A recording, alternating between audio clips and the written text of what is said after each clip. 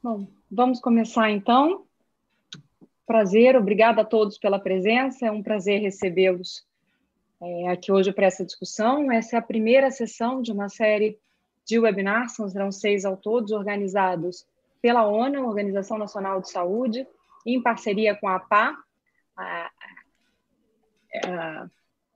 em parceria com a Federação Brasileira de Administradores Hospitalares e com a GPS Health Branding in Business. A ideia é que nós possamos discutir ao longo dessa série diferentes temas e aprender com a experiência portuguesa, trocar, contar para eles um pouco do que a gente está fazendo aqui, para passarmos juntos aqui por esse processo tão difícil que estamos vivendo todos agora, né? Então, serão ao todo 6 encontros, sempre realizados às sextas-feiras, 12 horas, horário de Brasil, 4 da tarde, horário de Portugal.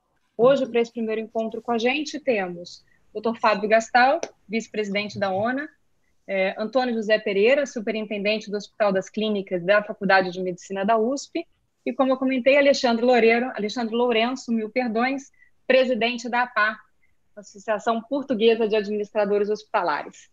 Vamos começar, a gente está planejando 1 hora de encontro. Vou começar a fazer algumas perguntas, eu vou pedir, por favor, para que os senhores sejam concisos nas respostas, de forma que a gente possa tentar abrigar ou absorver o maior número possível de questões feitas aqui pela mesa e também as que chegarem pelo YouTube ou Facebook. Essa transmissão está acontecendo simultaneamente no Facebook da ONA e no Facebook da APA. Então, por favor, vocês podem colocar as questões aí, há uma pessoa fazendo essa intermediação que joga aqui para a nossa sessão. Vamos começar, então, sendo breve, não posso deixar de apresentar o currículo maravilhoso dos senhores. Alexandre Lourenço é presidente da APA, como comentei, é biólogo com diferentes formações concluídas em gestão de saúde, é também consultor da OMS Europa para as áreas de financiamento e fortalecimento do sistema de saúde. Obrigada, doutor Alexandre, por sua presença. Antônio José Pereira é engenheiro, superintendente do Hospital das Clínicas da Faculdade de Medicina da USP desde 2014, mas a relação dele com essa instituição é muito mais antiga do que isso. Ele já veio de uma outra posição, foi chefe de gabinete na mesma instituição, também teve passagem pelo AC Camargo, pela Philips do Brasil, pela PepsiCo, e hoje é reconhecido como um dos administradores mais competentes do mercado de saúde. Antônio José, é um prazer te receber aqui. Fábio Gastal, médico, vice-presidente da ONA, representando a Seguros Unimed no Conselho da ONA. Na Seguros Unimed, é superintendente de informação, inovação e novos negócios. É um conhecido de todos nós que atua diretamente no mercado de saúde, especialmente com qualidade e com certificação. É conhecido por todas as suas incontáveis participações, contribuições ativas nas discussões sobre medicina, economia de saúde, segurança do paciente. Fábio, você nem precisa também de apresentação. De novo, muito obrigado pela presença. Vou começar, como combinei com os senhores previamente, vou tentar ser bastante breve, papel de moderador em live é secundário, queremos todos ouvi-los. Eu vou começar pelo senhor. Doutor Alexandre, como a gente tem uma parcela importante da audiência hoje brasileira, queria que o senhor gastasse alguns minutinhos só explicando de forma breve como é o sistema de saúde português e qual a diferença entre o nosso SUS aqui no Brasil. Não, para já, muito boa tarde por este convite e por esta parceria que muito agradece também a Portugal e esta possibilidade de aprendermos com os colegas do Brasil e de partilharmos também as nossas experiências. Em relação ao sistema de saúde português, é um sistema de saúde que também tem componente pública e privada, sendo que a componente pública tem cerca de 90% da prestação de cuidados de saúde, assegurando, podemos dizer, acesso universal a cuidados de saúde. Permitam-me um pouco um gracejo, mas é um SUS que funciona, parece mais, seria a expressão mais adequada, sendo que na resposta à Covid-19, e que começarás aqui um pouco a discussão hoje, a rede pública foi a única rede aberta e funcionante durante a resposta à crise, sendo que os hospitais privados praticamente encerraram, dando naturalmente disponibilidade para colaborar com a rede pública, mas que felizmente não foi necessário. Deixa eu aproveitar e te perguntar uma coisa, já que estamos conversando sobre Portugal. A gente aqui escuta bastante uma explicação de que um dos motivos pelos quais Portugal teve tão boa performance, tão bons indicadores, foi o tempo, a vantagem de tempo que ela teve por sua localização geográfica, o maior controle de suas fronteiras ali, e que deu tempo para que se organizasse um pouco melhor. É só isso ou o que a gente pode acrescentar a essa explicação? Eu creio que também é uma explicação justa. Evidentemente, nós tivemos mais tempo do que, por exemplo, a Itália ou a Espanha, outros países do sul da Europa. Mas não justifica tudo. Até porque, por exemplo, o Brasil ou outros países tiveram ainda mais tempo que Portugal em termos de desenvolvimento da epidemia. O que eu creio que aqui foi muito positivo em Portugal foi esse aprendizado com outros países e perceber que as medidas de confinamento podiam ter um resultado muito positivo. E nós encerramos escolas e grande parte dos serviços abertos ao público antes de termos o primeiro óbito, a primeira morte por Covid-19. E isso teve um efeito grande na contenção da epidemia. Mas existem outros fatores. É termos uma rede de saúde pública historicamente bem desenvolvida, o que nós chamamos de rastreio de contactos.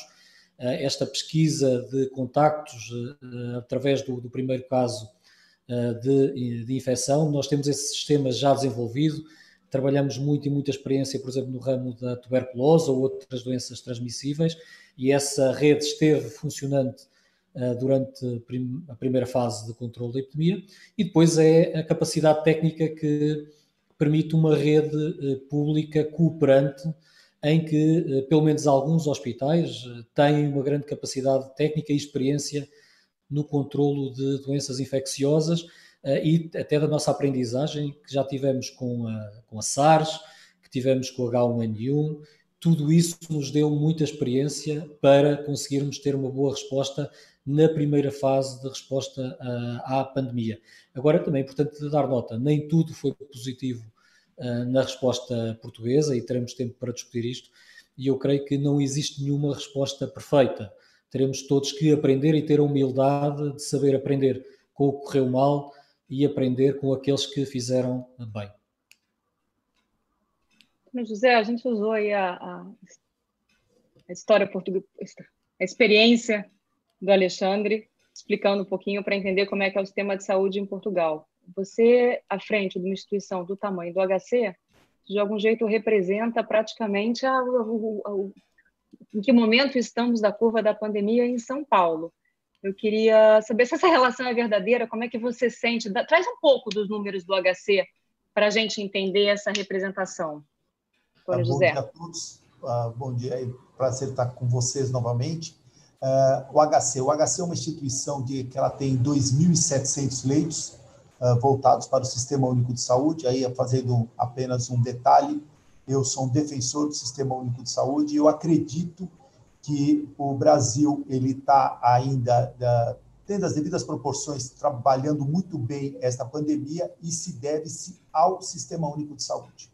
Ou seja, ele consegue ser totalmente disseminado nos mais rincões do país. Esse é o primeiro ponto importante. Então, o Sistema Único de Saúde é um sistema que funciona, tem os seus percalços, mas à frente será mostrado como o Sistema Único de Saúde foi super importante dentro do Covid-19. Com relação ao HC, é uma instituição de 2.700 leitos, onde são 8 institutos especializados: Instituto do Câncer, Instituto do Coração, Instituto da Criança e Adolescente, Ortopedia, Psiquiatria, Instituto de Reabilitação, Instituto de Radiologia e o Instituto Central. O Instituto Central é o maior instituto, onde tem praticamente 32 disciplinas que permeiam por lá, e uma decisão extremamente acertada do Conselho Deliberativo, da Diretoria Clínica e também da Superintendência, foi quando, em março, foi definido que faríamos que a gente até brinca, uma redoma de Covid para dentro de um único instituto. Então, foi dado, naquele primeiro momento, 200 leitos de UTI e 700 leitos de enfermaria. Isso hoje já mudou, nós estamos com 300 leitos de UTI, 700, e 500 leitos de enfermaria, logicamente, porque muito desses leitos de enfermaria, onde existiu 2 pacientes, ele acabou se virando um só. Então, esse é o primeiro ponto. Hoje, nós temos uma taxa de ocupação nas UTIs praticamente 290 pacientes deitados na UTI, e, como um todo, dentro do Covid, aproximadamente 600 pacientes. Acho que uma outra coisa que é importante frisar, que isto também foi extremamente importante para o complexo, logicamente com total apoio da Secretaria da Saúde do Governo do Estado de São Paulo, foi que este instituto fez com que, uma coisa relevante e importante ser comentado, esse instituto, quando ele foi retirado dos pacientes, existiam 500 pacientes hospedados lá dentro. E esses pacientes, eles foram transferidos para o restante dos institutos, ou seja, não é apenas o Instituto Central que é o ponto focal. Na verdade, todos os outros, o Instituto de Câncer recebeu pacientes, o Instituto de Ortopedia recebeu pacientes, ou seja, porque Covid existe, mas também existe, volto a falar, sou engenheiro, não sou médico, né? Mas, ou seja, continua tendo os aneurismas, continua tendo os diabéticos, continua tendo as doenças oncológicas, e isso continua sendo a continuidade desse atendimento aos pacientes. Então, isso é um outro ponto fundamental. O que eu posso falar dentro do HC, ou seja, como o maior complexo hospitalar da América Latina, é que esse case de sucesso que está acontecendo aqui, e aí o tempo mostrará taxa de permanência dentro das UTIs, taxa de permanência dentro das unidades das enfermarias, ele é inferior ao que a gente ouve no mercado. Mas isso deixa terminar o Covid para isso também ser demonstrado. Uma outra coisa importante é que todas as disciplinas do complexo, ou seja, a cardio, pneumo, reumato, otorrino, oftalmo, tudo, na verdade, foi uma conjunção de todos esses professores, porque, como todos os sabem, né, e para quem não sabe, os professores titulares da Faculdade de Medicina da Universidade de São Paulo são os chefes de disciplina dentro dos chefes dos serviços dentro do Hospital das Clínicas. Isso fez também com que nós tivéssemos excelentes resultados. Só para colocar mais uma linha para terminar essa primeira etapa, nós também temos 20 mil funcionários, quase 21 mil funcionários. Então, assim, por isso que eu até posso falar como é que está essa linha de pandemia dentro do HC e, logicamente, olhando o São Paulo. Nós tivemos aproximadamente mais de 12 mil atendimentos dentro dos funcionários, e desses funcionários, aproximadamente 6 mil foram feitos PCR, e desses daqui, 1.700, 1.800 deram positivo. Quem lhes fala também foi um deles que deu positivo. Ou seja, e desse todo, aproximadamente já 1.500 funcionários voltaram. Isso faz com que essa estratégia de colocar isso dentro de apenas de uma redoma dentro de Covid foi positivo, como também a parte de EPIs, que a gente pode falar um pouco mais à frente. Esse é o nosso termômetro de São Paulo. De forma rápida, em que momento da curva a gente está agora em São Paulo? Eu não vou falar como superintendente, eu vou falar como o Antônio José, vulgo Tom Zé. Eu diria para você que nós estamos na curva, no platô, e estamos numa linha descendente. Não apenas São Paulo, como também o Brasil. Logicamente, com a flexibilização, e aí pegando um pouco do que o professor Alexandre comentou, muito provavelmente teremos um pico, mas ele voltará ao platô normal e nós estamos, eu acredito, numa linha descendente, porque toda a parte, eu posso falar aí de São Paulo, toda a parte de isolamento social, ou seja, isto foi de suma importância para que nós não tivéssemos o colapso. No ponto o Covid continuará, isso também já a minha percepção, continuará, mas o grande detalhe é que teremos leitos de UTI para comportar esses pacientes. Outra coisa importante dentro de São Paulo, ou seja, a letalidade, completamente diferente do que aconteceu em Nova York, aí o Fábio poderá falar isso, ele gosta muito de números, mas, por exemplo, a letalidade em casa foi praticamente zero em São Paulo. Não posso falar do restante do país, mas os números de São Paulo eu tenho. Ou seja, o paciente ele foi atendido. Eu acho que isso é a jornada do paciente dentro do estado de São Paulo, e particularmente eu tenho visto também o sul do país, não posso falar do restante, eu tenho essas duas regiões, sul e sudeste, que eu tenho acompanhado, os pacientes foram atendidos. Isso ou seja, é uma performance do Sistema Único de Saúde, completamente diferente de que aconteceu em alguns países, principalmente podemos falar Nova York, onde a taxa de letalidade nas residências foi muito, muito, muito grande.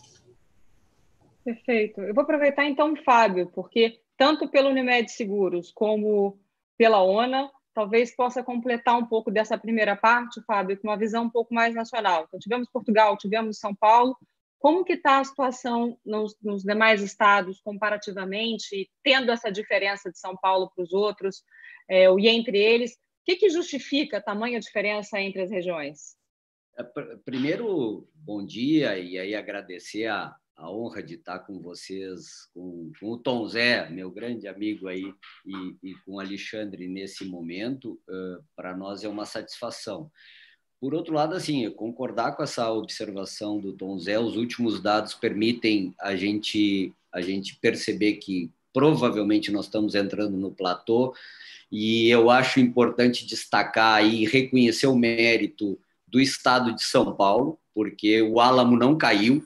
A minha grande preocupação epidemiológica é que São Paulo caísse, perdesse o controle, todo o Sul provavelmente ia perder o controle, porque nós temos um enorme trade-off econômico e a conexão, o hub econômico do país é São Paulo, e para o Sul ele é fundamental, porque tudo o que não é exportado para fora do Brasil aqui do Sul, ele passa por São Paulo. Então, ou seja, para nós, a nossa avaliação é que grande parte também do sucesso da região Sul e parte do Sudeste formado por São Paulo e Minas Gerais foi justamente essa capacidade que São Paulo teve de coordenar uma ação estadual e, de alguma maneira, o SUS do Sul do Brasil funcionou 100%, e se olhar os dados do Sul, eles são muito, muito, em termos até de excelentes resultados, em termos de letalidade, em termos de mortalidade hospitalar, e justamente essa questão, ninguém morreu em casa, ninguém foi abandonado.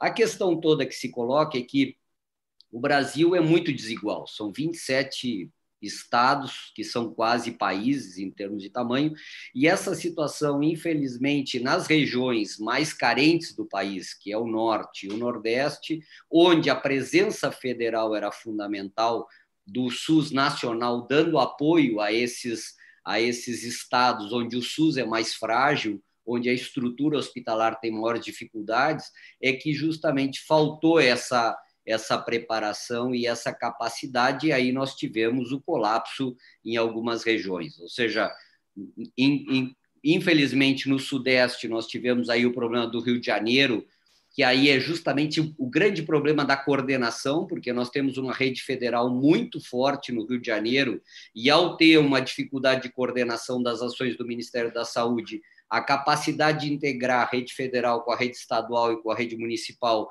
ficou muito obstaculizada pelas dificuldades que nós observamos da condução a nível federal. Agora, nas regiões onde os estados assumiram a coordenação e tinham capacidade operacional, técnica e econômica de fazer frente à crise, o SUS funcionou e a rede privada acompanhou, até porque no Brasil nós temos uma interpenetração maior, o sistema de saúde suplementar representa 25% e cobre 25% da população e representa praticamente metade do PIB saúde. Então, isso de alguma maneira precisou ser mobilizado e foi bastante bem articulado em algumas regiões.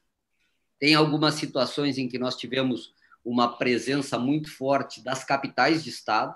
O exemplo, por exemplo, de Minas Gerais é muito interessante, porque a cidade de Belo Horizonte se mobilizou muito rapidamente antes do estado, fechou, fez o isolamento, fez o distanciamento e, consequentemente, com isso, como eu digo, a gente diz que esse vírus ele chega pelo aeroporto, mas ele mata no transporte coletivo, né? Ele termina que, se tu consegue controlar o fluxo da disseminação do vírus na entrada, tu consegue, de alguma maneira, manter a pandemia sob controle, e esse exemplo aí é fundamental, o exemplo de Minas Gerais e do Distrito Federal, justamente a questão de Brasília e a maneira como conseguiu controlar. Então, o que a gente observa é que, infelizmente, o Brasil está está presente nas suas mazelas e nas suas desigualdades, ou seja, onde nós temos a necessidade da presença do Estado, principalmente representado aí pelo ente federal, que é dando apoio a estados com menos capacidade organizacional, menos recurso econômico-financeiro, que é principalmente na região Nordeste e na região Norte, em particular, nós tivemos aí o colapso do sistema e enormes dificuldades. Mas, por outro lado, assim, como diz o Antônio, uma das coisas fundamentais é que, felizmente, no Brasil,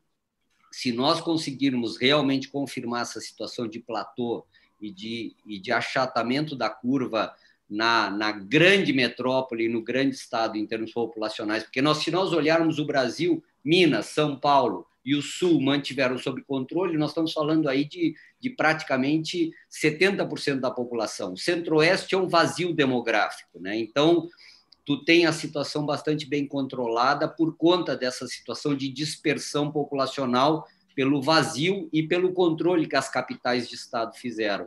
E no Norte e no Nordeste é onde nós vamos ter que, de alguma maneira, acompanhar de perto, apoiar, inclusive fazer um trabalho de apoio, porque realmente essas capitais, na minha visão, elas ainda devem sofrer bastante, porque vai ser muito difícil de manter o controle em função das dificuldades econômico-sociais, porque o problema é que as pessoas não estão na rua porque querem, as pessoas estão na rua porque precisam trabalhar, a gente vê as feiras no Norte e no Nordeste, aquele montão de gente na rua, o problema é que essas pessoas, elas estão na rua porque se elas não estiverem na rua, elas não comem. Então, ou seja, é diferente da situação econômico-social do Sul e do Sudeste, onde as pessoas têm casa para se recolher, têm condições, ou seja, esse é o débito social do Brasil, que nós, de alguma maneira, o SUS é muito generoso, o SUS faz a sua parte, e eu sou também um entusiasta do Sistema Único de Saúde, porque eu acho que o Brasil conseguiu oferecer para a sua população um sistema de saúde que funciona com todas as dificuldades, mas, por outro lado, infelizmente, ele fragiliza onde nós temos maiores dificuldades econômicas e sociais e mais desigualdade socioeconômica, que são esses estados que a gente está, infelizmente, assistindo aí uma crise social brutal. Muito obrigada, Fábio. Dá um panorama, muito obrigado pelo panorama muito claro sobre o que está acontecendo no Brasil. Doutor Alexandre, Fábio trouxe algumas questões muito importantes. Ele falou de integração, falou de coordenação, falou de liderança. Eu queria, por favor, perguntar como vocês conseguiram se organizar em Portugal. E, completando essa pergunta, eu vou trazer uma questão que chegou agora do YouTube, do Facebook, da Andréia Marcel Aquino, que faz uma referência que, assim, além de toda essa integração, tem a questão de que Portugal tem uma grande população idosa. Nessa integração, nessa coordenação que vocês fizeram, também especialmente pensando nesse público, para a redução da mortalidade. Por favor, doutor Alexandre. Não, obrigado pela pergunta. Eu começava pela questão da integração e das lideranças, parece-me também muito relevante. E desde o primeiro momento em Portugal existiu uma coordenação muito grande até de todos os agentes políticos. Isso parece-me que foi também muito relevante na experiência que tivemos. Desde o Presidente da República ao Governo, a todos os partidos com assento parlamentar, equivalente ao Congresso brasileiro, todos os partidos acordaram em seguir a estratégia do Governo e de não criar luta política decorrente da resposta à Covid. Isso pareceu muito importante para que todos os setores sociais e económicos alinhassem e políticos alinhassem na estratégia. Naturalmente, ou certamente, nem todos concordam com as medidas que foram tomadas, mas existe um alinhamento político para que o Governo tivesse espaço, e essencialmente a Autoridade Sanitária, o Ministério da Saúde, tivesse espaço para implementar as medidas que fossem necessárias. E foi dado esse espaço ao Ministério da Saúde, foi dada essa liderança. Dessa liderança, por exemplo, todos os dias, desde o início de março, ou até antes, desde o fim de fevereiro, todos os dias a Ministra da Saúde ou o Secretário de Estado da Saúde e a Diretora-Geral da Saúde fazem conferências de imprensa dando nota da situação e das medidas que vão sendo tomadas.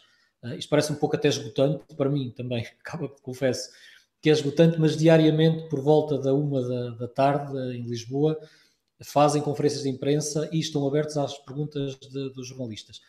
E aqui há esta convergência política muito importante e não se vê em divergências públicas de nenhum ator. Portanto, é realmente muito importante. E devo dar nota que não foi por tudo ser perfeito, foi mesmo por essa convicção que transmitir a mesma mensagem à população seria o essencial, ou seja, não existirem mensagens muito divergentes. Na questão, e referindo à questão dos idosos, e que está muito relacionado com a questão da integração, nós sabemos que os sistemas de saúde têm problemas graves de integração, e eu diria mais, não só entre níveis de cuidados, entre a atenção primária, o setor hospitalar, o setor dos cuidados extra-hospitalares, cuidados comunitários, mas também de dificuldades de integração com o setor social, com as respostas sociais. E todos concordamos que a política de saúde é eminentemente uma política social. A política de ter um serviço público de saúde, ou um serviço universal de saúde, é, porventura, dos maiores instrumentos de estruturação social que podemos ter num país, de combate às desigualdades. Um serviço público de saúde, ou um sistema universal de saúde, é certamente o maior instrumento de construção social e de combate às desigualdades. E eu creio que aí todos estamos de acordo, e nestas situações de maior aperto realmente percebemos essa sua importância. Agora, em relação à questão do setor social, Portugal, por exemplo, continua com graves dificuldades de integração política e de medidas entre o Ministério da Saúde e o que nós chamamos o Ministério da Solidariedade e Segurança Social.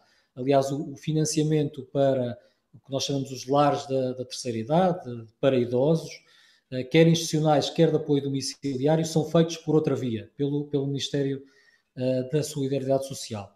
E os contactos que existem com o Ministério da Saúde resumem-se a uma rede que nós chamamos extra-hospitalar, de cuidados extra-hospitalares, que continua ainda muito limitada. O que levou a que muitos idosos continuem institucionalizados sem grande apoio de saúde. E isto naturalmente coloca estes idosos em situação de elevada fragilidade. Aliás, vamos ver o exemplo, por exemplo, da Itália ou mesmo da Suécia, e reparamos que a maior mortalidade está a ocorrer em idosos institucionalizados, neste tipo de instituições. Desde cedo em Portugal existiu uma preocupação de medidas concretas para estes estabelecimentos, estas instituições, nomeadamente de proibição de visitas e depois uma política também de realização de teste a todos os profissionais que trabalham nestas, essencialmente da RT-PCR, e também aos idosos. E depois, se no surgimento de alguma infecção, isolamento dos idosos, um conjunto de medidas muito proativas para o controle da infecção. Agora, contudo, naturalmente, continuam a existir problemas de integração. Eu devo dar nota que, mesmo nós, na Associação Portuguesa de Administradores Hospitalares, fizemos um estudo sobre o que nós chamamos dos internamentos sociais, ou seja, doentes que estão internados nos hospitais, que não necessitam de cuidados hospitalares, mas que nós não temos resposta na comunidade. E no caso de Covid, praticamente tínhamos 20% de doentes internados que não precisavam de estar no hospital, mas que não encontrávamos soluções no domicílio ou outras instituições. E esse é um valor muito, muito elevado. E naturalmente temos que encontrar respostas para este tipo de problemas, sabendo que, aliás, é um aprendizado para o futuro, é da necessidade de trabalharmos melhor esta integração entre o setor saúde e o setor social, principalmente na resposta e na preparação do sistema de saúde ao envelhecimento da população. Fragilidade dos idosos, essas internações sociais, os pontos que o senhor colocou, eu imagino que estão dentro daquele globo, de um pacote que foi comentado no começo, daquilo que não deu certo em Portugal, né? Você começou sua fala dizendo, olha, muita coisa foi positiva, mas algumas coisas não deram certo, vamos ter a chance de conversar ao longo do dia. O senhor enumerou algumas coisas que poderiam ter sido feitas ou se está tentando enfrentar. Tem alguma outra questão que a gente devesse incluir aí, para que a gente aproveite e feche essa análise? O que foi feito, que lições aprendidas em Portugal não deveriam ser repetidas em outros países? Eu creio que talvez a maior lição, e estamos também a começar a ter dados neste momento, estão muito relacionados com a resposta à não-Covid. Ou seja, nós tivemos um recentramento de todos os nossos recursos para a resposta à Covid e, de uma forma sistemática, adiámos a atividade eletiva programada. cirurgias, consultas médicas, quer na atenção primária, quer nos cuidados hospitalares. O que nós começámos a ter dados concretos já em meados de abril é das consequências que tem tido em termos de morbilidade e de mortalidade. E esse é claramente um problema que nós vamos ter que enfrentar, e até de relançamento da resposta ao não-Covid. Não só esta resposta à Covid, que eu creio que está mais ou menos estabilizada, mas na resposta à área não-Covid e às necessidades que a população tem de ter um sistema de saúde ativo para além da Covid. Evidentemente, os recursos são sempre limitados, quer nas UTIs, quer em outras respostas que tenhamos para a Covid, mas, naturalmente, nós temos que garantir que os cuidados gerais à população estão abertos e estão funcionantes para que não fique ninguém para trás. Isso combina. Por favor, eu vou direcionar essa próxima pergunta para ambos, tanto para o Fábio como para o Antônio José. A pergunta do Márcio Moreira, que está muito relacionada com o que o Alexandre acabou de comentar. Qual a expectativa, então, para esse cenário de saúde brasileiro a partir do pós-Covid? Qual o passivo que a gente tem de doentes? Qual a expectativa de vocês dois? Por favor, vou começar por você, Antônio José. Vou olhar o lado do copo cheio. Ou seja, uma das coisas que eu vejo, até eu coloco o AC e o DC antes de Covid e depois do Covid. Uma das coisas super positivas que eu vejo do lado da saúde, uma é algumas coisas que deveriam ser rotina e que eu acredito que elas vão estar no dia a dia. Por exemplo, como lavar as mãos, higienização, como entrar em casa e antes retirar, por exemplo, o seu sapato, o seu tênis e deixar do lado de fora. Então, são hábitos que não existiam anteriormente, ou apenas por uma pequena parcela da população, e eu vejo que isto foi disseminado em todo, independente da classe social. Independente da classe social. Esse eu acho que é um lado positivo. Outro lado também positivo, e aí eu vou entrar, sobre o engajamento da sociedade, das empresas, sobre, e eu vou falar doação, mas eu quero tirar essa palavra, como caridade, eu vou falar investimento em saúde. O Hospital das Clínicas, ele iniciou uma campanha de doação, mas volto a falar, investimento em saúde, que iniciou pela sociedade. A sociedade começou a nos procurar, tanto empresas como pessoas físicas, querendo fazer uma doação de 10 caixas de máscara e assim sucessivamente. Isso ganhou um tamanho tão grande que nós temos aqui um setor de inovação dentro do hospital, né, o Inova, que é liderado pelo professor Giovanni, e que nós tivemos que montar uma startup aqui dentro, e aí a gente entrou no ViroCure, que é o hashtag HCConvida, onde nós conseguimos fazer com que essas doações chegassem dentro do hospital. E volto a falar, falo de doação, mas eu digo investimento. Eu acredito que este investimento em saúde das empresas, aí desse percentual do PIB, ou seja, que fica em 10, 12, 15% da população, talvez um pouco menos, as pessoas têm que entender que o investimento em saúde e educação vão fazer que o país fique melhor. Eu não estou falando apenas para o HC, eu estou falando como um todo. Mas não adianta apenas investir, na verdade, tem que também fazer a gestão deste recurso que está chegando. Não adianta simplesmente dar ventiladores. Na verdade, existe uma outra coisa que chama-se recursos humanos, ou seja, não adianta nada ter o melhor ventilador, ou se você não tiver um excelente recurso humano, que é o médico intensivista, fisioterapeuta, o técnico de enfermagem, e assim, e a enfermeira e os multiprofissionais, inclusive as pessoas de gestão. Particularmente aqui dentro do HC, depois que a gente montou, a gente recebeu um recurso significativo para isso. Isso não foi o que deu, o que fez com que, por exemplo, em outras localidades de São Paulo não diria, mas do Brasil como um todo, faltou EPI, aqui não faltou EPI. Por que não faltou EPI? Porque, na verdade, começou uma gestão em janeiro. Em janeiro, nós já estávamos trabalhando com o comitê de crise, sobre como é que seria, logicamente, não imaginávamos também o tamanho dessa necessidade, mas só para colocar alguns números, nós saímos de um consumo de 200 mil máscaras mês, volto a falar 2.800 leitos, para quase 1 milhão de máscaras mês. Então, assim, nós estamos falando que quintuplicou. E, na verdade, naquele momento já existia uma falta de insumos de EPI dentro do país.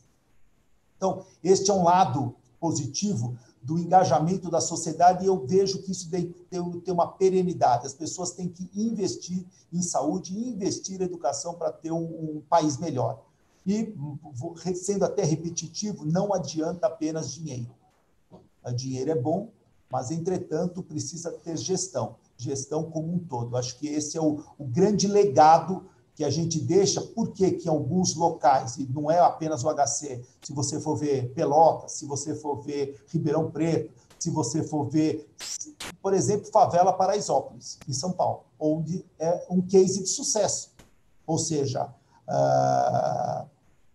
ruas que eram administradas por um síndico, né, daquelas 4, 5 ruas, e, na verdade, toda pessoa que era infectada, ela automaticamente ia ficar isolada na quarentena dentro de uma escola. Estou dizendo, são pequenas coisas que, sem muito recurso, pouco recurso, mas, volto a falar, não é a quantidade de dinheiro, e sim a gestão que faz como um todo. Só para terminar da minha parte, o comitê de crise dentro do HC, ele não começou no Covid.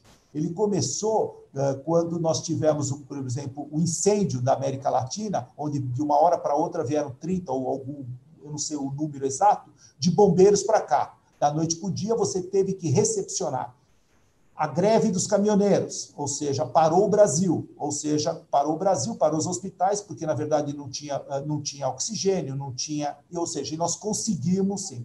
Isto fez com que esse comitê de crise, liderado pela diretoria clínica, a professora Heloísa, pelo Conselho Deliberativo, professor Tarcísio, e também junto à superintendência, onde essa coordenação, neste momento, é dado pela doutora Bia, fez com que o HC tivesse como lições aprendidas, logicamente, a gente viu o que estava acontecendo na Europa, então nós tivemos tempo para nos preparar para essa pandemia, essa epidemia que deu no Brasil. Então, assim, é dinheiro, sim, é necessário, mas tem uma coisa que se chama gestão e recursos humanos. Sem recursos humanos, por isso que eu volto a falar sobre educação. Educação gera uma boa saúde. Perfeito, perfeito. Fábio, pode completar com a gente? Como é que você vê esse mundo pós-Covid aqui no Brasil?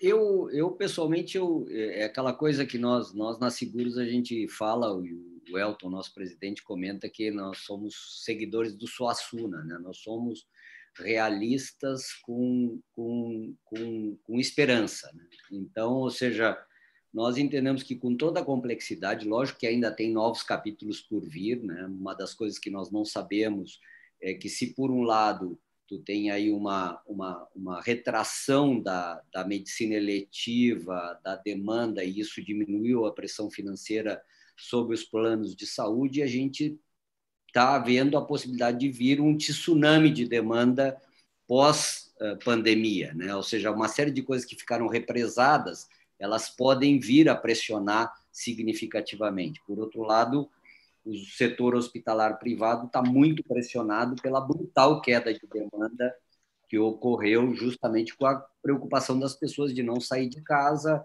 não se expor a riscos, percebendo o ambulatório, o consultório, o hospital como um centro de risco, se retraíram. Então, isso está gerando uma movimentação e que talvez também permita uma discussão um pouco mais profunda do papel dos serviços de saúde na sociedade. Eu acho que o Brasil, se por um lado, no setor público, eu acho que já foi muito bem colocado pelo Tom Zé e essa visão do SUS, no setor privado, eu acho que um dos grandes problemas é que a gente tem o uso fútil do sistema de saúde.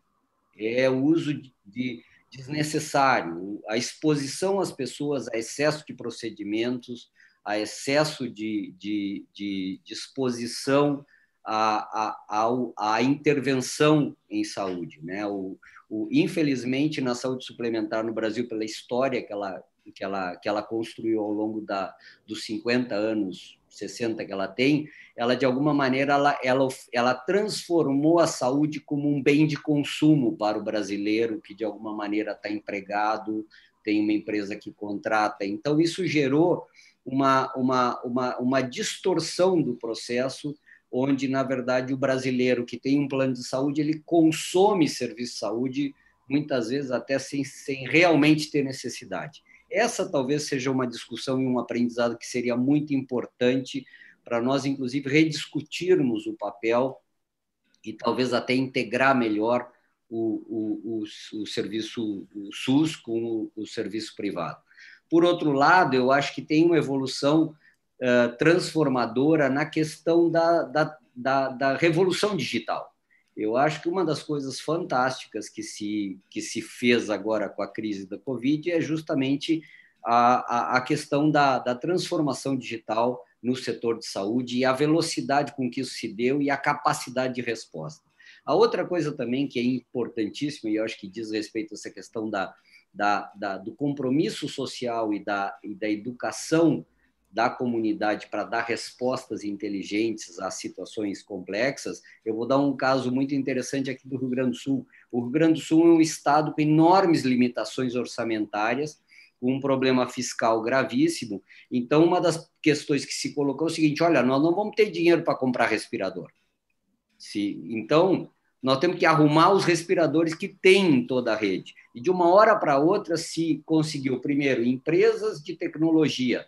A montadora de automóveis que estava parada alocou todo o seu parque técnico para se capacitar rapidamente os engenheiros, os técnicos para reparar respiradores. E num esforço aí de poucos dias, nós localizamos e reparamos mais de 1.000 respiradores que estavam encostados, porque os hospitais, às vezes, na questão do SUS, infelizmente, eles não têm verba para manutenção, então chega o respirador novo, bota ele a funcionar e o velho encosta, porque tu não tem como fazer o processo de manutenção. Então tinha um parque tecnológico aqui no Rio Grande do Sul parado, sem recuperação, que foi recuperado por quê? Porque se organizou a sociedade civil, as empresas de base tecnológica tinham capacidade técnica para fazer isso e fizeram, e, consequentemente, nós colocamos à disposição da população e do SUS um volume significativo de respiradores reparados, não novos. Por quê? Porque não se sabia se o SUS do Rio Grande do Sul ia ter capacidade econômica para comprar equipamentos novos, e eles estão chegando. Então, ou seja, eu acho que essa capacidade da sociedade brasileira de dar respostas inteligentes a problemas, isso é muito valoroso, isso é muito importante, e eu acho que isso vai ficar como um legado fundamental. Outra coisa que eu queria destacar é, de novo, o papel do sistema de saúde no Brasil e a relevância que ele tem. Eu acho que ele mostrou que uma proposta generosa como o SUS, ela mostrou o seu papel, cumpriu um papel importante, vem cumprindo esse papel, e eu acho que isso é fundamental como um aprendizado que a gente vai ter para o futuro. E acho que agora tem novos capítulos por vir. Eu acho que cada estado vai se organizar para lidar com o retorno às atividades, como vai fazer esse processo de diminuição da restrição de circulação. E acho que aí também é uma coisa muito interessante a maneira como os estados, os municípios estão se organizando e estão dando respostas locais, inteligentes, e tendo algumas dificuldades que eu não vou me deter aqui, mas eu acho que algumas dificuldades, inclusive, de desestímulo a uma resposta racional para a situação que nós estamos enfrentando. Sabe que eu fiquei positivamente surpreendida, eu fico feliz de, numa pergunta sobre como será o mundo pós-pandemia, você, Fábio, e você, Antônio José, responderam os dois olhando para o copo mais cheio do que vazio. Isso nos enche de esperança e nos enche de motivação para continuar discutindo. E principalmente porque há uma crítica sempre muito forte, muito grande, àquilo que a imprensa traz de informação que pode estar causando pânico, afastando a pessoa do hospital. Eu fiz esse gancho para poder colocar aqui na roda uma pergunta que veio da Camila Vicari, perguntando para o Alexandre que tipo de ações de comunicação foram feitas em Portugal Na verdade, vou até ampliar um pouquinho, como é que você avalia a comunicação que foi feita com o público em geral em Portugal, se isso pode ter levado a esse afastamento das instituições de saúde, como você colocou, e devolvo rapidamente também essa questão para o Fábio e para o Antônio, vou pedir para vocês serem breves, porque o nosso tempo está acabando, e para os dois brasileiros, eu vou pedir para que analisem uma situação particular, quando estiverem falando de comunicação e transparência na comunicação, que é para poder responder uma colocação feita da Inês Costa, aqui no YouTube, dizendo, ela está levantando a questão da polêmica sobre a metodologia do novo Ministério da Saúde. Ela gostaria de saber como é que vocês veem essa questão, de forma também está relacionada à comunicação, enfim, transparência. Alexandre, posso começar por você? Como foi a comunicação com o público em Portugal? Assustamos eles ou não? Eu creio que a comunicação é uma das áreas mais relevantes nas situações de crise. E a verdade é que somos bombardeados todos os dias com várias fontes de informação. Hoje em dia não se pode ter a veleidade de dizer que a comunicação é emitida por um só emissor, ou que ela é controlada através desse emissor. Até porque hoje, através dos vários mídia e das redes sociais, nós recebemos informações de todos os setores, muitas delas até veiculadas de forma errada. Aliás, e depois temos até fake news, né? Mas no limite temos pessoas a dizer que falam em nome da Organização Mundial de Saúde, há interpretações erradas do que a Organização Mundial de Saúde diz, existem políticos de vários países que dizem matérias que são muito contraditórias. Portanto, o que eu creio à partida que aos países e ao sistema de saúde compete é ter uma comunicação coerente para a população e ser, de certa forma, uma referência de comunicação. E eu creio que isso em Portugal foi possível manter essa coerência, apesar de existirem sempre alguns erros por alguma precipitação de comunicação. Dou um exemplo. Esta pergunta que a Gilmara fez há pouco, qual é que é a situação da epidemia? Já estamos no platô, estamos a crescer, estamos a descer? A verdade é que o grau de incerteza é tão grande que é muito difícil ao António Pereira de responder. Aliás, ele arrisca-se a estar enganado com uma enorme facilidade. Aliás, nós em janeiro, quando perguntavam à nossa Diretora-Geral de Saúde o que é que achava da epidemia em Wuhan, na China, ela dizia, não, nunca chegará a Portugal. Infelizmente, o grau de incerteza que nós vivemos é de tal ordem que, passado 2 meses, ela dirá algo muito diferente. O que é exigido aos Ministérios da Saúde? É alguma contenção na forma como falam, e quando falam, ter a certeza. Fazer pronúncios, dizer o pico da epidemia é daqui a 15 dias, ou é no dia 31 de maio, e depois chegar a 31 de maio e dizer não, foi a 1 de abril. Este tipo de comunicação cria alguma incerteza na população e desconfiança da população. Mas eu creio que, grosso modo, em Portugal conseguimos, e o Ministério da Saúde conseguiu transmitir uma coerência comunicacional. O que é que agora também aprendemos e podemos dizer? Porventura faria sentido ter tido mais campanhas direcionadas essencialmente, por exemplo, a algumas áreas-chave, como, por exemplo, o caso do infarto do miocárdio. O que nós sabemos hoje é que as pessoas com sintomatologia adiaram a ida ao pronto-socorro. Ou seja, e podíamos ter feito uma comunicação, por exemplo, nos mídia, na televisão, a dizer comunicações mais diretas. Se sentir sintomas, não adie, vá ao pronto-socorro. Talvez este tipo de comunicação mais proativa, mas repare, é muito fácil eu dizer isto agora. Há um mês eu ganharia o prémio Nobel, não é? Podemos dizer. Mas hoje estou a dizer como no fim do jogo a dizer isso. Mas sabemos isso hoje e eu creio que a comunicação é algo que é um aprendizado para o futuro. Então, nestas situações, acho que podemos fazer melhor, sabendo que os governos devem dar espaço aos cientistas, à autoridade de saúde, porque elas sim podem fazer essa comunicação com o apoio de profissionais de comunicação. Porque nisso também temos de ter humildade, nós, sistema de saúde, em reconhecer que essas competências estão em profissionais da comunicação social e precisamos contar com eles para nos apoiar. Fábio e Antônio, rapidamente, só uma avaliação de vocês, uma avaliação pessoal. Eu não quero entrar nas questões políticas aqui, porque não é a propósito da live, mas qual a importância, como é que vocês veem essa questão de transparência e se a gente está passando para a população a tipo de informação que a gente precisa passar? Fábio, vamos começar com você? Olha, eu vou te dizer uma coisa que pode parecer meio fora de contexto aqui. Eu acho que a resposta no Brasil ela começa pela comunidade, pela operação local, e tu tem a operação dos estados. Então, eu acho assim que tem algumas regiões do país onde o governo federal ele é fundamental por conta da necessidade que essas comunidades têm, porque elas não conseguem se articular historicamente, não é para nós aqui discutir isso.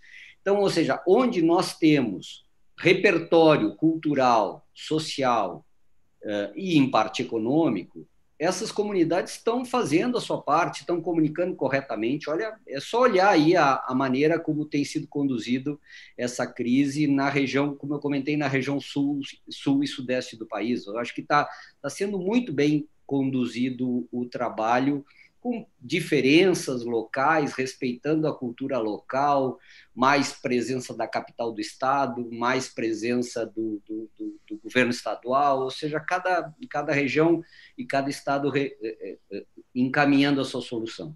A questão fundamental é que tem algumas regiões que têm uma necessidade estrutural por conta da questão do apoio, do suporte da União como tal. Então, essas regiões são as que mais sofreram, justamente porque foi onde, se nós olharmos, falhou o processo. Mas, por outro lado, assim, nós podemos dizer que ele falhou no âmbito da questão de saúde, mas tem outras questões que, de justiça seja feita, o governo federal funcionou muito bem para um país do tamanho do Brasil. Por exemplo, essa questão de entregar os R$ 600 para 50 milhões de pessoas, isso não é uma operação trivial, ou seja, achar pessoas que não tinham registro bancário, eram desbancarizadas, ou seja, é uma operação de uma complexidade que foi feita no espaço de semanas. Então, eu acho que é importante. Uma das coisas que eu participei na discussão dos comitês de crise aqui de alguns estados onde eu participei, uma das questões em fevereiro e março era a questão, nós não sabíamos se nós íamos conseguir transportar alimento, porque havia o risco de fecharem as rodovias, dependendo da maneira. E de uma hora para outra o Brasil montou uma operação, não parou nunca, o país está absolutamente abastecido, a comida chega em todos os pontos do país, não houve nenhuma região, nem na região amazônica, que tem uma enorme complexidade, a comida chega, o abastecimento chegou. Óbvio, existiram falhas, sem dúvida, num país complexo como o Brasil, mas, de qualquer maneira, nós temos exemplos de como houve condução. E interessante, o que é uma pena para mim, como médico e como profissional de saúde. Eu gostaria que o governo federal, que podia ter dado um show, e o Brasil podia sair dessa crise como um exemplo mundial, e aí o SUS como esse exemplo, se tivesse sido coerente a condução do nível federal na saúde. Agora, em outras áreas do governo, na área de transportes, na área de logística e na área de irrigação da economia para essa população mais carente ter acesso a recursos, isso está sendo um exemplo. Nenhum país, que eu saiba, montou uma operação desse tamanho de colocar dinheiro na mão das pessoas cash, porque uma coisa é mandar cheque pelo correio, e tu tem esse exemplo norte-americano, que é uma tradição nos Estados Unidos, desde a época da crise de 29. Né? Agora não, o Brasil não tinha. Como é que tu vai mandar cheque no Brasil? Isso é impossível. Então, ou seja, como é que tu bota dinheiro na mão das pessoas na boca do caixa? Então, ou seja, isso eu acho que são coisas positivas, eu acho que é um aprendizado importante. Se usaram cadastros de Bolsa Família, etc., e eu acho que isso é muito importante, porque, de alguma maneira, o importante dizer é o seguinte: o Brasil não parou, e ele podia ter colapsado. Então, eu acho assim, tem dificuldades? Tem erros? Tem problemas? Tem, mas eu acho que, de qualquer maneira, o mais importante é: o país não parou, as pessoas têm acesso à comida, tiveram dentro do isolamento, a capacidade de continuar se abastecendo, continuar chegando a comida nos lares de idosos, nos hospitais, e óbvio, que é mais bacana, que eu acho que o Tom Zé destacou muito bem, a comunidade se unindo para tentar ajudar aqueles que mais precisam. Então, eu acho que isso é um exemplo fundamental, e eu acho que essa é uma das boas características do Brasil e do povo brasileiro. Tom Zé, eu vou pedir para você ser bastante breve na resposta sobre comunicação, porque tem um grupo de perguntas sobre testagem e protocolos para absorver novamente esse funcionário para o hospital, que eu gostaria de dirigir para você, e nós só temos 4 minutinhos, então, se você puder rapidamente passar pela comunicação, e aí depois, de seguida, eu te direciono sobre as que vêm sobre testagem. Perfeito. O que eu vejo olhando o copo cheio, comunicação, por exemplo, eu vou falar do Estado de São Paulo e do HC. Todos os dias, o comitê de crise, no final do dia, nós temos uma reunião liderada pela professora Heloísa, professora Luísio e professor Edivaldo, que, na verdade, passam-se todos os dados de pacientes. Então, por exemplo, nós estamos com 2.900 pacientes atendidos, mais de 1.600 altas, aproximadamente, se no caso eu não esteja equivocado, 400 óbitos, ou seja, tempo de permanência, todos os dados são disponibilizados por a Secretaria do Estado e o governo do Estado de São Paulo consegue liderar isso. Para finalizar, eu vejo que a federação perdeu a oportunidade de, aí pegando o que o Dr. Fábio comentou, de o Brasil sair diferente, de o Brasil ser um ícone de saúde, similar ao que eu falei do Sistema Único de Saúde. O Brasil poderia ter saído, talvez até saia, da mesma forma quando tivemos a AIDS, ou seja, o Brasil foi referência mundial para o tratamento da AIDS, ou seja, do HIV. Talvez ainda a gente tenhamos essa chance de mostrar o quanto, mesmo com recursos muito pequenos para a educação, nós conseguimos com os nossos pesquisadores, com os nossos cientistas, fazer alguma coisa muito diferente, mas muito diferente. Assim, é mais uma vez o orgulho de ser brasileiro e de trabalhar num hospital como esse. Maravilha. Então, só voltando para a questão das testagens, a pergunta, por favor, veio aqui da Margarete Molina, do Carlos Gouveia. Qual o protocolo para retorno dos profissionais de saúde que se infectaram? E, na continuidade, eles conversassem um pouquinho sobre como vocês têm feito as testagens internamente dos seus funcionários. Todos, apenas os sintomáticos? Então, pergunta aí do Carlos, por favor. Essa é bem prática, a gente tem bastante a aprender com ela. Então, tá. Eu vou falar pelo HC. Nós estamos fazendo testagem, voltando, dos pacientes que anteriormente, eu volto a falar, eu sou engenheiro, não sou médico, mas fazia-se o PCR, e do PCR, a pessoa dando positivo, ela ficava 14 dias em casa. Bom, com relação à testagem, nós conseguimos agora, tem uma outra, eu não vou entrar no mérito, mas, ou seja, não adianta teste se ele também não é validado, e nós podemos dizer de um rol muito grande de testes que não tinha validação. O laboratório do Instituto Central, pelo professor Alberto, valida os testes, e nós temos 3 testes validados, e agora nós iniciamos, o Instituto Central do Covid, foram testados todos os funcionários, inclusive os terceiros, e agora nós iniciamos ontem a testagem nos outros institutos, 100% dos funcionários serão testados, caso dê negativo, ele é testado após 15 dias também. Então, assim, teremos um número, um N de funcionários totalmente testados, e caso dê positivo, IgG positivo, ou seja, ele está com anticorpo, e caso ele dê negativo, ele é testado novamente após 15 dias. Perfeito. Alexandre, como que a testagem está sendo feita em Portugal? Pergunta aqui do Salim Neto. Não, inicialmente tivemos algumas dificuldades, creio como todos os países, de acesso a reagentes, mas depois existiu também aqui um trabalho da comunidade científica de alargar esta capacidade, tanto que, por exemplo, nestes casos que eu falei há pouco, essencialmente de lares de terceira idade, existiu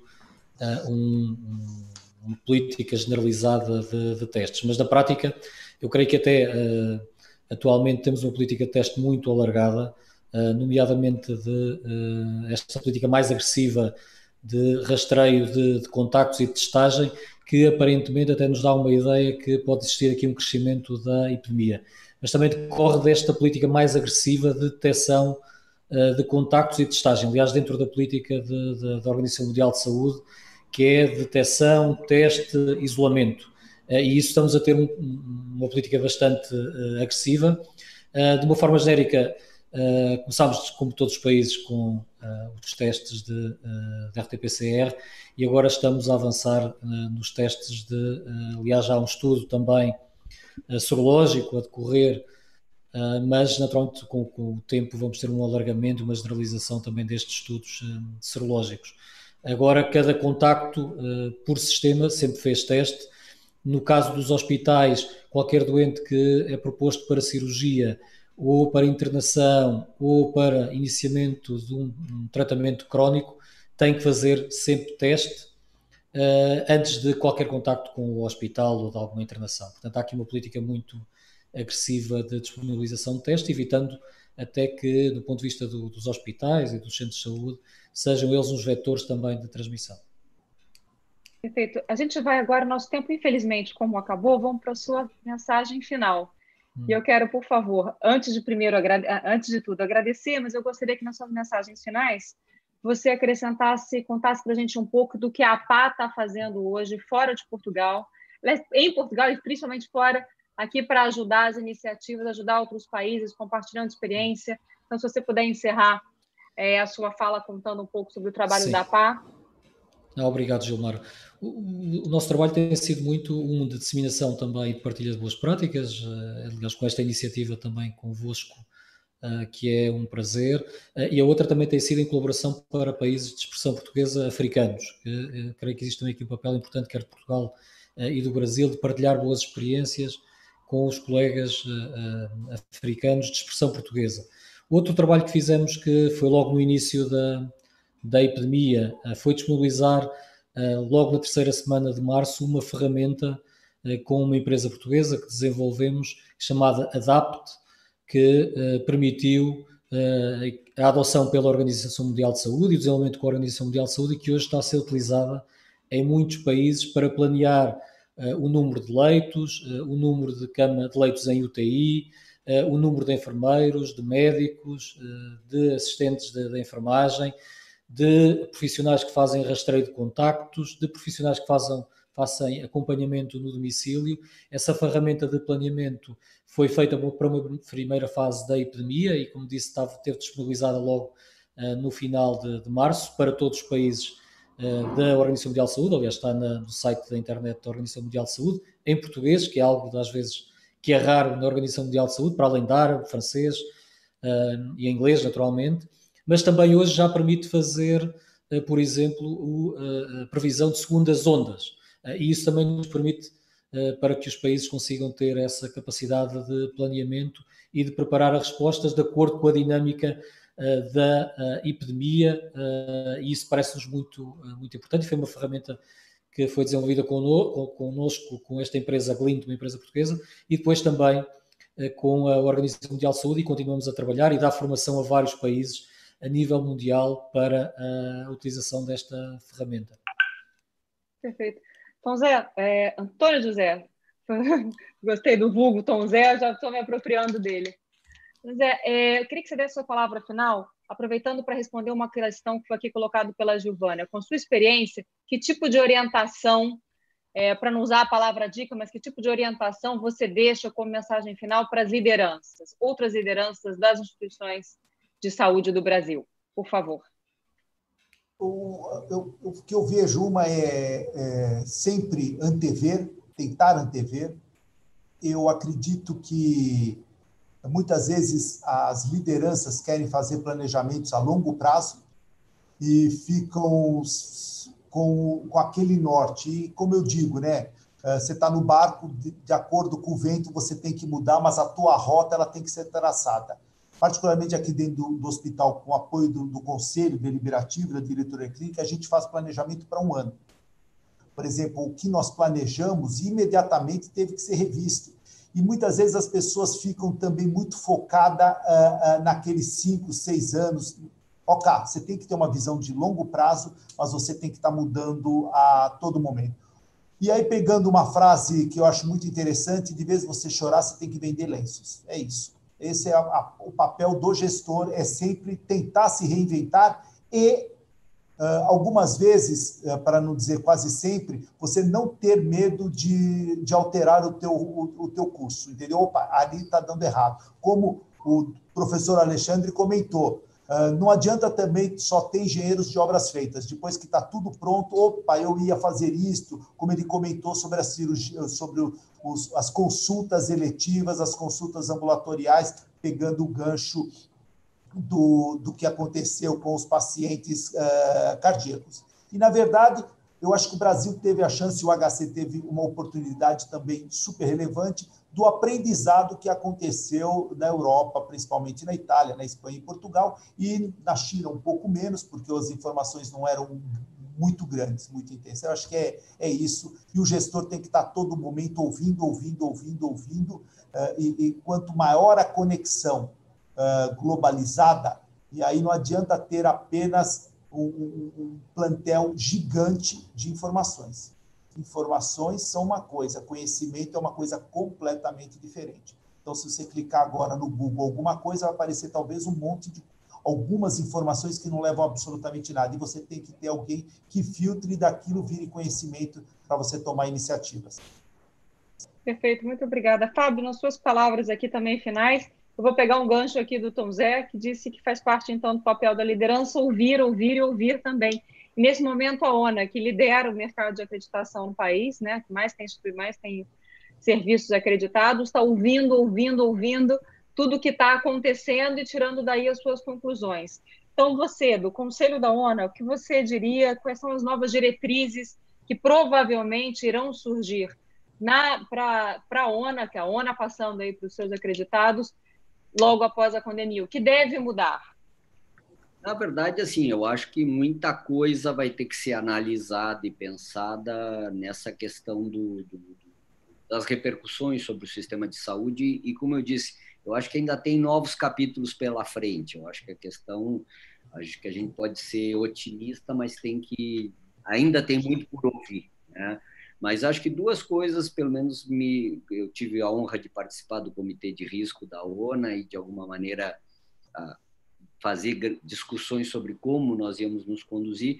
E eu acho que agora a ONA vai começar a recolher inputs da rede hospitalar, das acreditadoras, dos parceiros, no sentido de entender melhor como que sai o sistema de saúde pós-pandemia e como, de alguma maneira, fazer essa discussão e a repercussão que isso vai ter nos estándares, nos padrões, nas normas do processo de acreditação. Eu acho que isso ainda precisa deixar amadurecer para poder avaliar.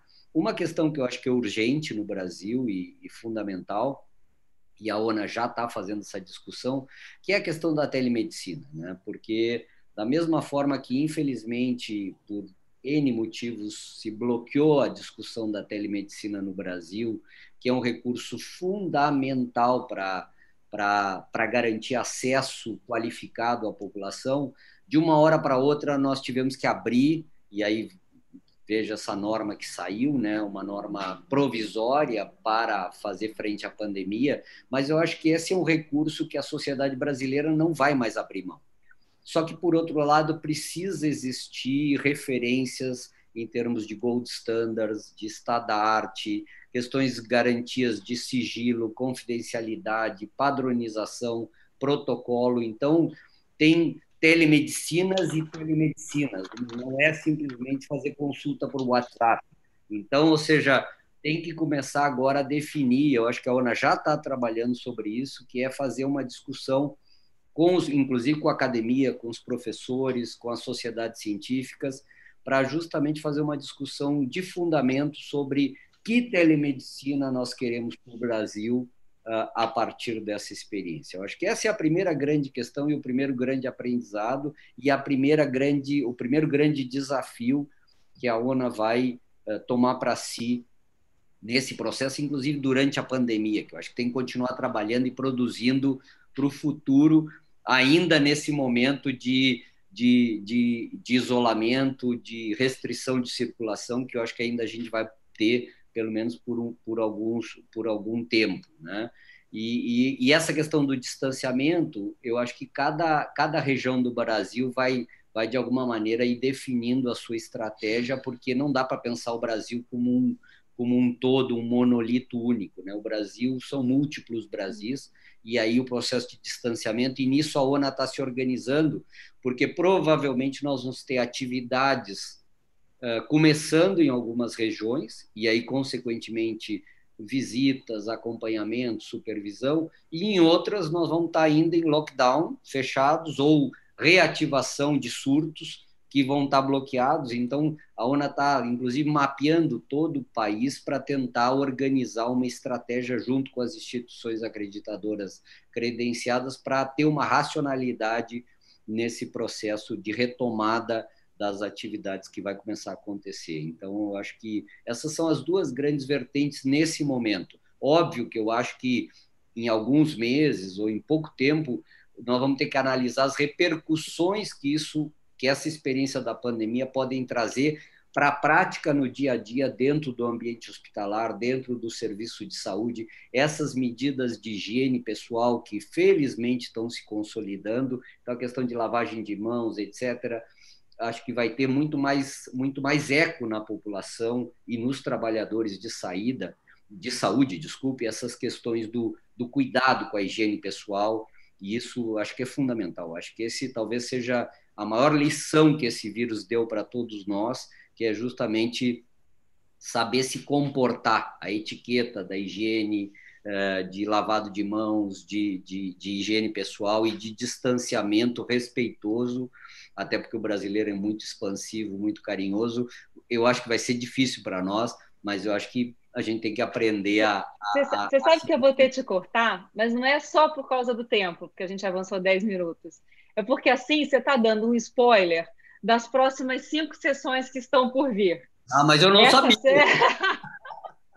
Essa é a primeira dessas 6 sessões feitas em parceria, então, com a Associação Portuguesa de Administradores Hospitalar, com a ONA, Associação Brasileira de Administradores Hospitalares e a GPS Health Branding and Business. Sempre reforçando, sempre às terças-feiras, ao meio-dia, horário do Brasil, e 16 horas de Portugal. Hoje conversamos com os 3, agradeço imensamente, Tony José, muito obrigada, Alexandre, muito obrigada, doutor Fábio, espero revê-los em breve e poder-los dar abraço de verdade, não esse à distância. Por aqui vai, por enquanto, uma distância muito